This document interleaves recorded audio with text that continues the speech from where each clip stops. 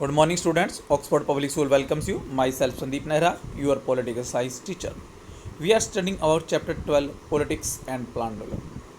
Last lecture, we are studying about first 3 5 years plans. तो next topic है, इनके अंदर दोनों के अंदर डिफरेंस है और कुछ कंट्रोवर्सी पैदा हुई थी फर्स्ट एंड सेकंड के अंदर, वो क्या थी। तो फर्स्ट ईयर काफ़ी बार पूछा गया है कि फर्स्ट 5 ईयर प्लान में फर्स्ट 5 ईयर प्लान के अंदर और सेकंड 5 ईयर प्लान के अंदर क्या है, डिफरेंस क्या था। 2 मार्क्स के अंदर मैक्सिमम काफ़ी बार आ जाता है। तो फर्स्ट ईयर आपको पता है, जो फर्स्ट 5 ईयर प्लान थी वो 1951 से लेकर के 56 थी, ये 56 से लेकर के 61 थी। फर्स्ट जो 5 ईयर प्लान थी वो क्या थी, एग्रीकल्चर बेस्ड थी। क्यों थी ये आपको पहले ही बताया गया है कि उस समय हमारे पास मतलब ये कह सकते हैं कि फूड भी नहीं था।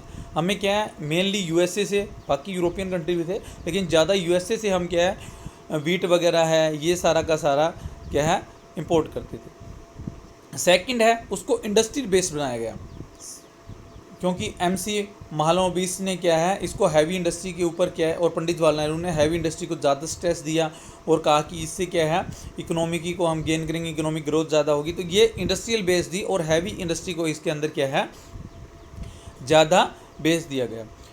इसके अंदर डेवलपमेंट रेशो क्या था, लो था क्योंकि सिर्फ एग्रीकल्चर बेस दी। इसके अंदर हाई डेवलपमेंट रेशो रेट रखा गया, दर जो थी वो हाई डेवलपमेंट की रखी गई, ऊंची विकास दर रखी गई क्योंकि यह किससे, इंडस्ट्रियल बेस थी। उसमें कहा गया कि अगर इंडस्ट्रियाँ ज़्यादा लगी, बड़ी बड़ी इंडस्ट्रियाँ ज़्यादा लगेगी तो नौकरियाँ ज़्यादा मिलेगी, लोगों को रोजगार ज़्यादा मिलेगा, तो डेवलपमेंट क्या होगा, ज़्यादा होगा।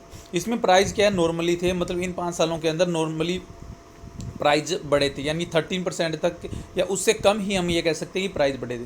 लेकिन इनके अंदर प्राइस इंक्रीज ज़्यादा हुए थे क्योंकि नौकरी वगैरह या इंडस्ट्री के कारण क्या, प्राइस के अंदर 13 से लेकर के क्या 30 तक, इतने % तक क्या है, प्राइस इंक्रीज हुए। तो ये इसकी क्या है, 2 या 3 पॉइंट्स आप राइट कर सकते हो। नेक्स्ट है, जो मेन कंट्रोवर्सी थी वो थी 5 ईयर जो प्लान थी सेकंड, उसके अंदर एक विवाद पैदा हो गया था।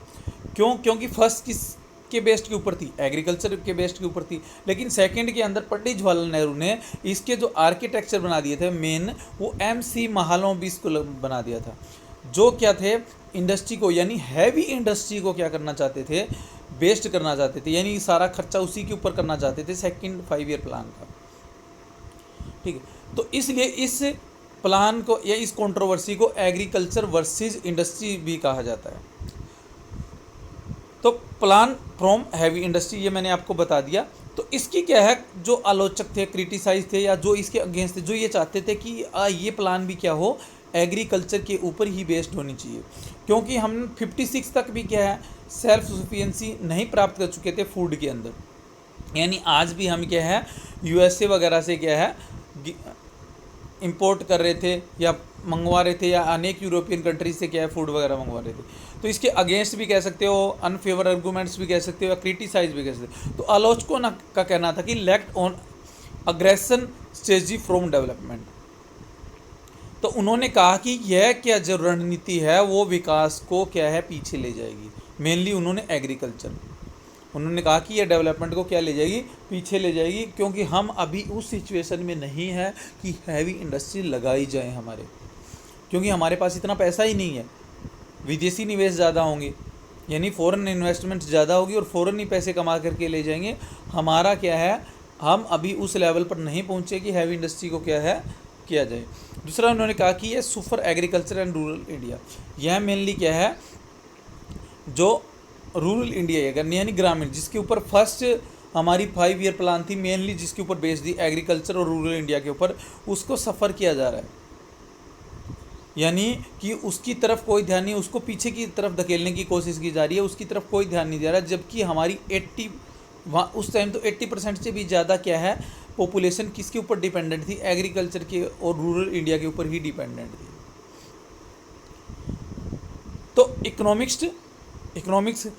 के.सी. कुमारप्पा, जो प्लानिंग कमीशन बनाया गया था 50 के अंदर, उसके एक मेंबर भी थे। उन्होंने अपनी बुक इकोनॉमिक ऑफ परमानेंस में लिखा और उनको समझाने के लिए उन्होंने कहा कि गवर्नमेंट को इंडस्ट्री के ऊपर स्ट्रेस तो देना चाहिए, लेकिन उनको क्या है, रूरल इंडस्ट्री के ऊपर स्ट्रेस देना चाहिए। उन्होंने कहा कि सॉल्यूशन निकाल देते हैं हम, एग्रीकल्चर के ऊपर भी स्ट्रेस दीजिए और साथ में रूरल इंडस्ट्री यानी छोटे उद्योग हमारे जो स्मॉल इंडस्ट्री वगैरह है उसके ऊपर आप स्ट्रेस दीजिए, ना कि हैवी इंडस्ट्री के ऊपर स्ट्रेस दीजिए, ताकि लोग क्या है सेल्फ सफिशिएंस बन सके, अपनी आजीविका खुद कमा सके। अगर हैवी इंडस्ट्री लगाएंगे तो क्या है फॉरेन का है उसका मुनाफा क्या है कुछ ही % लोगों को जाएगा। तो इसी बात से क्या है चौधरी चरण सिंह जो पहले कांग्रेस में थे, बाद में जिन्होंने क्या है भारतीय जनसंघ में भी वो शामिल हुए, 77 के अंदर जो अलग से कांग्रेस एंटी कांग्रेस सरकार बनी थी उसके अंदर भी क्या है वो मेंबर थे, तो उसके वो भी इनके फेवर में थे। उन्होंने भी कहा था कि second and third 5 year plan है वो केवल based only industrial and favour in urban. उन्होंने कहा था कि जो सेकंड और थर्ड प्लान बनाई गई है वो सिर्फ क्या है इंडस्ट्रियल है और सिर्फ अर्बन के लिए है, बल्कि वो क्या केसी कुमारप्पा के विचारों से सहमत थे। उन्होंने कहा कि इसका बेस्ड क्या होना चाहिए एग्रीकल्चर और उसके साथ में क्या होना चाहिए रूरल बेस्ड होना चाहिए और रूरल इंडस्ट्री को ही क्या डेवलपमेंट करना चाहिए। तो ये इसके बीच में कंट्रोवर्सी थी एग्रीकल्चर और इंडस्ट्री के बीच में। तो आलोचक तो ये कह रहे थे जो क्रिटिसिज्म कर रहे थे, लेकिन इसके फेवर में जो है प्लानर है वो कह रहे थे कि reduce pressure on agriculture land. उन्होंने अपने तर्क दिए पार्लियामेंट के अंदर, उन्होंने कहा कि एग्रीकल्चर के ऊपर जो हमारा प्रेशर है यानी पॉपुलेशन का प्रेशर है 80% से ज़्यादा है उसको कम करना है, क्योंकि इंडस्ट्री लगेगी तो लोगों को क्या मिलेगा रोज़गार मिलेगा। अगर रोज़गार मिलेगा तो वो किससे एग्रीकल्चर छोड़ के उस रोज़गार की तरफ जाएंगे, तो पॉपुलेशन का जो प्रेशर है इसके ऊपर वो कम हो जाएगा। दूसरा उन्होंने कहा कि vast nature and human resource, हमारे पास प्रकृति के बहुत सारे क्या है रिसोर्सेज हैं, हमारे पास वास्ट नेचर है और ह्यूमन रिसोर्सेज भी बहुत सारे हैं, क्योंकि इंडिया के अंदर ह्यूमन रिसोर्सेज की तो कमी है ही नहीं, यूथ भी परसेंटेज में वर्ल्ड में सबसे ज़्यादा है। तो इनका क्या हो जाएगा इंडस्ट्री के अंदर यूटिलाइज किया जा सकेगा। नेक्स्ट उन्होंने कहा कि इंक्रीज नेशनल इनकम, इंडस्ट्री लगने से क्या है नेशनल इनकम इंक्रीज होगी और पर कैपिटा इनकम यानी प्रति व्यक्ति जो आय है वो भी क्या होगी इनकम इंक्रीज होगी, क्योंकि एग्रीकल्चर से क्या है पर कैपिटा इनकम और नेशनल इनकम में थोड़ा सा बढ़ावा मिलता है, बल्कि इससे क्या है हम ज़्यादा गेन कर सकते हैं।